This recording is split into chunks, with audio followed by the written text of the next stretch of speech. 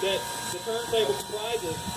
That's a lot. How is it going to spin so easily? Well, there's a central bearing in the center of the turntable. That's 6 feet. You might not be able to see it, but trust me, it is there. This bearing in the center will allow all the rate of the locomotive, those have 180 tons, to be perfectly balanced in the center of the turntable. Now again, I mentioned a visual cue to know that we're all balanced out, ready to spin. That is a slight dip on the right-hand side that will mean he is perfectly balanced and can begin a 180-degree spin. And ever so slightly, there is that dip on the right-hand side that indicates to us, as well as the crew, that they're ready to begin their spin maneuver. Now, you might wonder why we actually need to use the turntable today. We could just go in reverse. It is capable of going in reverse. But in the era when steam locomotives were so prevalent, they were designed to do one thing, which is early mid-20th century. They go forward for long distances to carry goods and carry passengers. However, going in reverse is a little bit more difficult. And you'll see just behind our engineer there, this perspective is completely blocked by an obstruction. It's a big metal box on wheels with the numbering 630 on it. That is called the tender. It holds the coal, or in some cases, for the locomotive, whatever fuel you're using for the journey. But if you look backwards from that perspective, you cannot see. So turntables were utilized in shops and other places all across the country to quickly and efficiently turn steam engines around so they could get their goods as well as their passengers where they needed to go and get them there on time and also in the correct direction. Very important.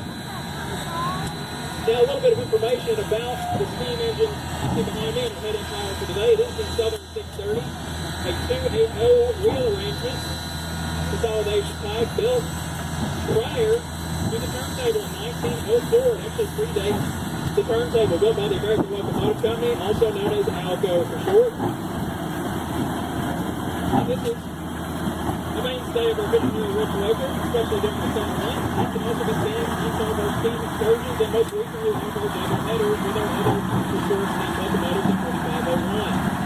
And you can see our crew there waiting for the line-up. Now when he's all lined up, you might wonder why he's actually lined to track 2, just to the right of track 1. Well, if he pulled forward onto track 1, he would be pushing the end of our train. No, that's not what we want to do. We want to be on the head end of our consist, those 3 coaches. So he's going to pull forward once they've verified a visual match and confirmation that the rails are aligned, to then bypass to the right-hand side of our consist and couple into the new head of our train. So if you were in the rear of the train on the way over, you'll now be at the head. And if you were at the head of the train on the way over, you will now be at the rear. And that completes the 180-degree spin lineup. And our crew will now begin to pull forward to couple on to the new head of our train. How about that, ladies and gentlemen? Let's give our crew a hand for a job well done.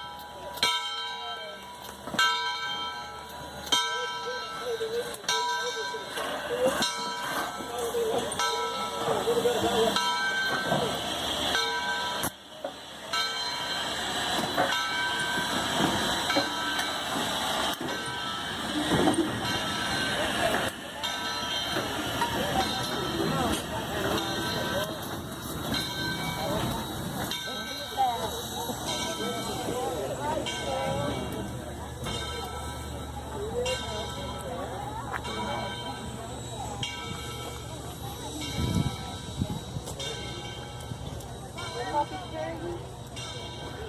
Giant lazy Susan.